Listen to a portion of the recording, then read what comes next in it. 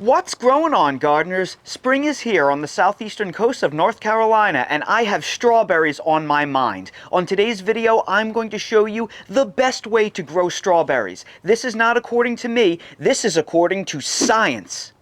Well, at least as much science as one man can do in his own backyard. And today, I'm going to share how to get the same incredible results. If you're new to the channel, please subscribe, hit the bell for notifications, and check out my Amazon store and Spreadshop links in the video description for everything I use in my garden and awesome custom apparel and gear. So, there are effectively three ways to grow strawberries. You can either grow them by seed, by dormant bare root, or by living plant. Now, unless you own a commercial greenhouse and your idea is to start thousands of strawberry plants to sell them to the general public, I strongly recommend that you do not, as a backyard gardener, grow your strawberries from seed. It's going to take way too long and it's an inefficient process. So that basically gives you two options, either planting dormant bare roots or buying live, actively growing strawberry plants. Now, your strawberry plants are just going to be seed starts that are a couple of years old, or a bare root that somebody planted about a month ahead of time, and they're just selling you a bare root that they paid less than $1 for several dollars. So once again, I strongly discourage backyard gardeners from buying actively growing plants because they're just too expensive. The best way for backyard gardeners to grow strawberries is no contest growing them from bare root. They are very affordable. You can source them for under $1 a bare root. They wake up in only a matter of days, and within about 2 to 4 weeks, you will have a live, actively growing plant at a fraction of the cost. These are bare root strawberries that I planted in these containers only 3 weeks ago, so that goes to show you how quickly they wake up from dormancy, leaf out, and start rooting when given warm temperatures. So I paid less than $1 each for these bare roots. If you go to a nursery or a store, you will pay several dollars for a living, actively growing plant. So just get the bare roots, start them yourselves, and you will have incredible results like this if you follow the recommendations in this video. The real question that we are trying to answer is, what is the best way to plant bare roots to have the highest chance of success? Should we take the bare roots and plant them directly in ground, which is the easiest, fastest way to do things, or should we start them in containers in a controlled indoor or greenhouse environment first? What will give us the highest percentage of success? Well, I attempted to answer this question over the last 3 weeks, and I think I have reached a definitive conclusion. Now, regardless of your planting method, you must soak your bare root strawberries for at least an hour before you plant them. All of my bare root strawberries are soaking in this 5-gallon bucket right here. This helps rehydrate them, which they need because they've been shipped from a very long distance. Maybe you had to store them in the refrigerator for a few days. Either way, that can have them dry out over time. So it's very important that you let them rehydrate prior to planting. You will have a much higher success rate. While my bare root strawberries are soaking and rehydrating, I will try and answer the biggest question people usually have, and that is, where can I order bare root strawberries? Well, while I can't tell you the absolute best place to order bare root strawberries, I can tell you the best place I've ever found to order them, and that is hands down Hand Picked Nursery. Hand Picked Nursery is a local veteran-owned small business about 2 hours from me, just south of Raleigh, North Carolina. I live in Wilmington, North Carolina. I have been ordering bare root strawberries and asparagus from them for years. All of my asparagus and all of my strawberries are from them, and the quality to date has been absolutely incredible. These bare root strawberries came to me delivered on January 31st.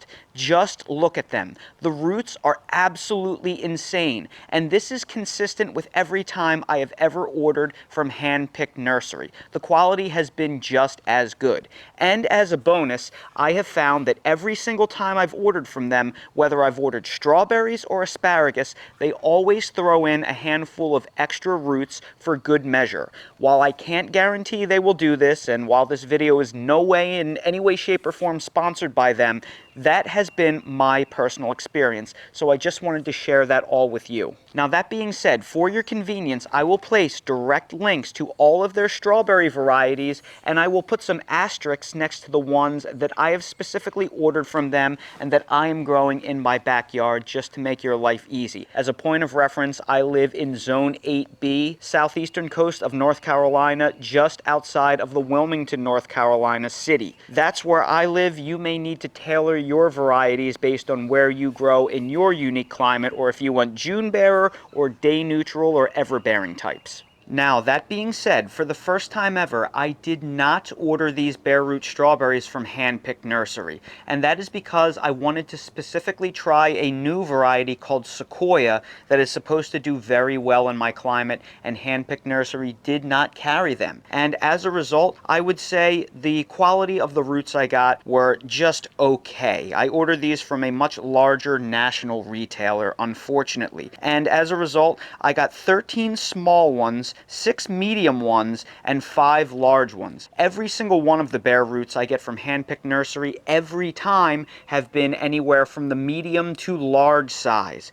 And they also give me extras, whereas this retailer gave me exactly 25. I did not get an extra. So this is why I'm saying who you buy them from matters. These are by no means bad quality. These are perfectly acceptable. It's just Hand Picked Nursery gives you absolutely incredible quality for the money. But that being said, before I plant any of my strawberry bare roots, regardless, I always like to root prune them. The large roots are way too large to plant directly. The medium roots are, well, they still need a bit of a haircut, and I still like to tip the roots of the smaller ones. So I'm going to go ahead and I'm going to root prune all of them, because that not only helps them fit in containers better, but I find that it also helps reinvigorate them and promote better growth. And as you can see, I'm taking off quite a bit of roots. You may think that's a lot, but I'm telling you right now, these strawberry plants are very hardy and they will recover from this. And I will show you proof later in this video. Then after we root prune them, we will keep them in this bucket of clean water until we are ready to plant. We do not want to leave them out in the open air to dry out. The first method we will try is planting some of the strawberry roots in containers. And in order to do that, we are going to use these standard 3.5-inch square pots that I use for practically everything. And then we put them in these beautiful nesting trays. I have been using all of this equipment for many years. Then to up pot them, I am going to use a simple bag potting mix from the big box store. This is the standard yellow bag of Miracle-Gro potting mix. It is nothing special. If you don't want to use this, you can use a different brand. You can make your own. It doesn't really matter. Just make sure you pick something that is good quality. If you're like me and this time of year is a major crunch time where you have to up pot a million different things, the convenience of a bagged pre-made potting mix with fertilizer already in it is worth its weight in gold. And I found that many mixes have taken a big quality hit since the pandemic, and for whatever reason, the Miracle-Gro brand still makes a somewhat decent potting mix, whereas others have really reduced their quality. Now, first of all, I purposely picked the smallest roots possible to start in containers because the smallest root systems are going to have the most trouble hunting out nutrients and water. If I plant these puny ones in ground, they may struggle if I don't water them all the time. It's a lot easier to control the environment in a container, and these will fit in the containers a lot more easily, so keep that in mind. Now, to make sure that your strawberries are healthy, what you want to look is for some green in the crown. What you see right there, here, and here, this is the crown of the strawberry. The biggest mistake that gardeners make when they plant strawberries, whether it is in ground or in containers, is they bury this crown. If you bury the crowns, your strawberries will rot and die. If you have ever had bare root strawberries fail on you, you most likely buried that crown and they rotted or suffocated on you. Other explanations is you kept the mix or the soil way too wet, or you let them dry out completely, but most likely you buried that crown. So it is very important that we do not bury that crown. Keep that in mind throughout this video. Now, this is all a very straightforward procedure. We are literally going to fill these containers about halfway full of mix. Then after that, we are going to fan out those roots like you see right there and continue to fill said pot. Then we will press down around the roots. Now, after you fill it, you're going to want to slowly pull up on the crown, because remember, you need to keep that crown elevated at all times, or else the plant will fail. So it'll be a lot easier to see once I water them in at the end. But at the end of the day, this is what your bare root strawberry is going to look like once it is up potted. Now I will do the other two. Alright, we will do the same thing to the other two strawberry bare roots. Again, we have the pots half filled. We will kind of splay out the roots sort of like a broom. We will backfill. We will press down. And then after we press down, we will hold the crown of the root. We will pull up a little bit, make sure that that crown is not buried. Remember, that is the key to the secret to strawberry growing success, not burying that crown. We will do the same thing in this container. We will press around the roots, then we will find that crown. We will pull up and press our fingers around the crown to ensure that that is not buried. And then we will tap everything down to make sure that there are no air pockets in the soil. Fill in the corners a little bit more. And then for a visual, I'm lightly going to rinse this off so you can better see those crowns. Now that the water has absorbed into the mix, we can clearly see the crowns are elevated. You will notice this crown is well above the soil line, this crown is well above the soil line, and this crown right here is well above the soil line. But all of the roots are buried for the most part. It's better to have a little bit of the roots protruding above the soil and have the crown elevated than to have all of the roots completely buried and the crown partially under the mix. So please keep that in mind.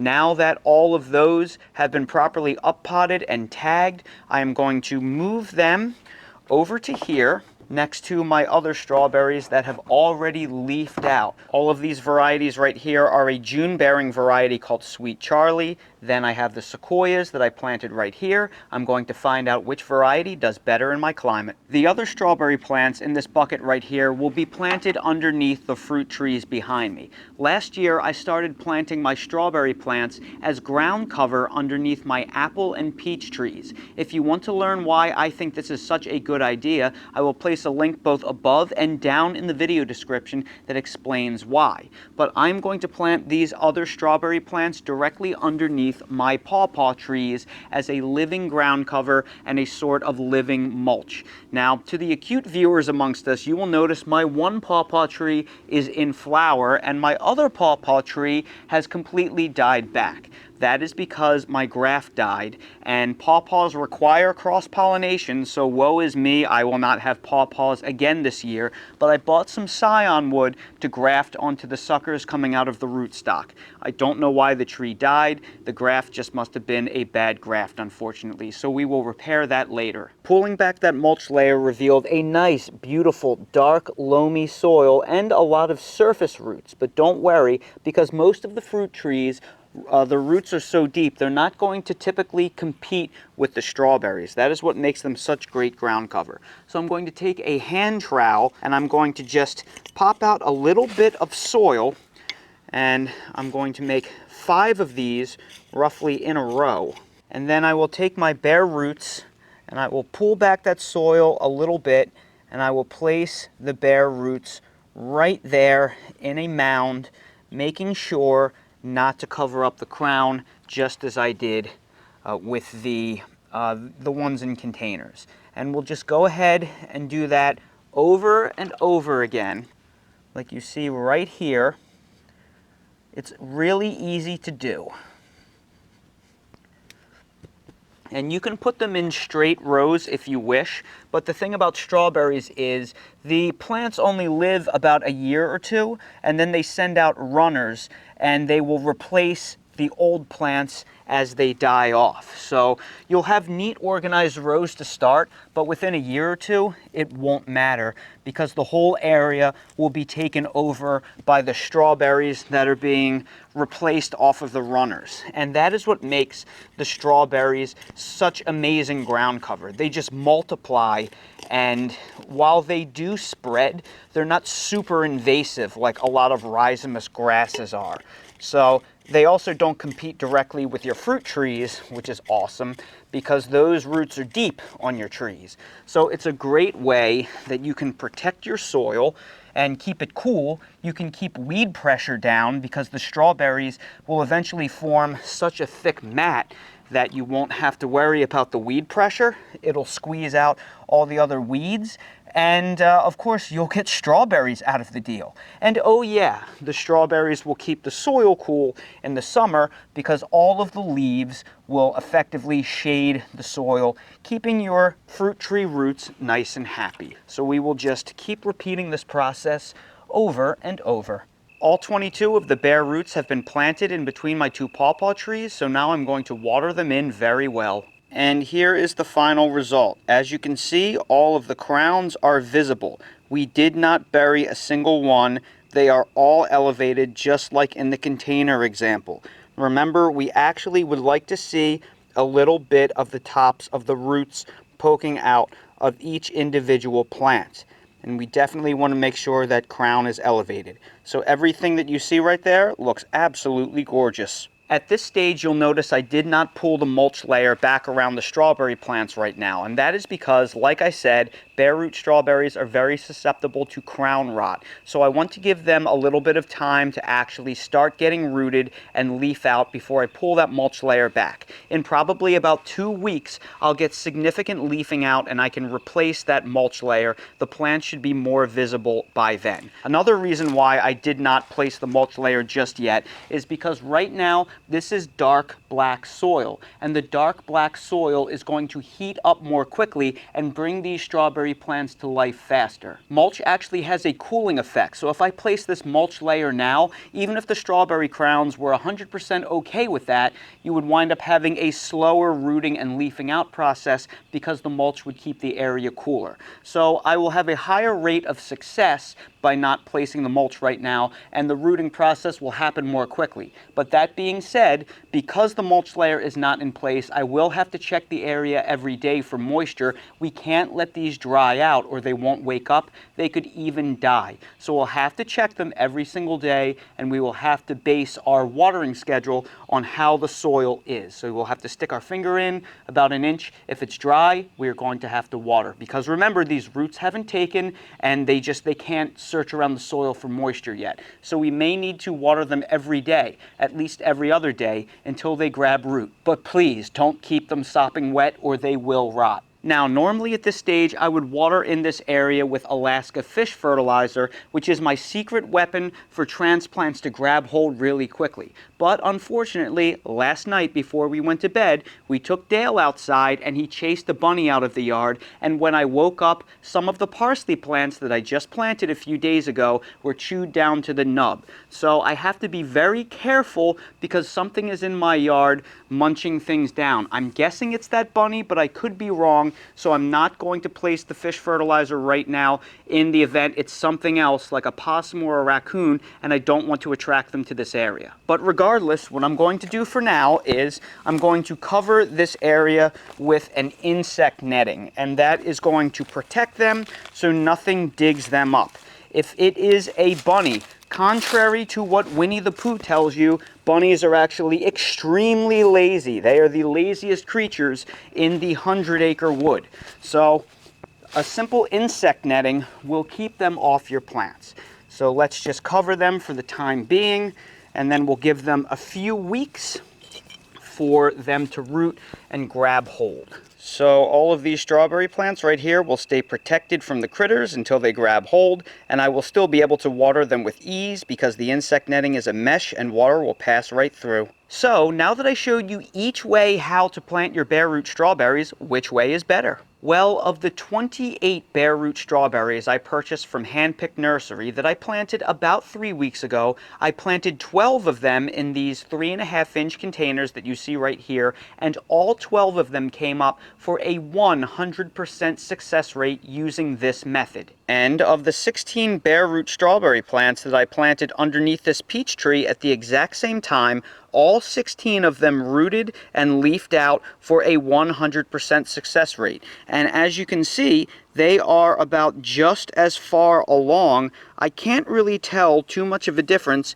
between how much these have leafed out versus the one in containers. Maybe these are ever so slightly behind, but that is because my patio is actually in more direct sun than right here. So in terms of percent success rate of your strawberries rooting and leafing out, as long as you are buying the strawberries from a reputable source and getting good quality roots, you are planting them to the proper depth, you are maintaining the right amount of moisture, and you are giving them enough nutrients, it doesn't matter if you start them in containers or directly in ground in terms of percent success rate. However, that doesn't mean there isn't a better way to plant them given your unique situation. In fact, this video should be a dead giveaway for which method I think is better for me at this time. I only planted 3 bare root strawberries in containers, but I put 22 directly in ground. And that's because this process saves a bunch of steps. When you start them in containers, you have to buy containers and trays and potting mix. You have to keep more of an eye on them because your containers have a liability of drying out more quickly,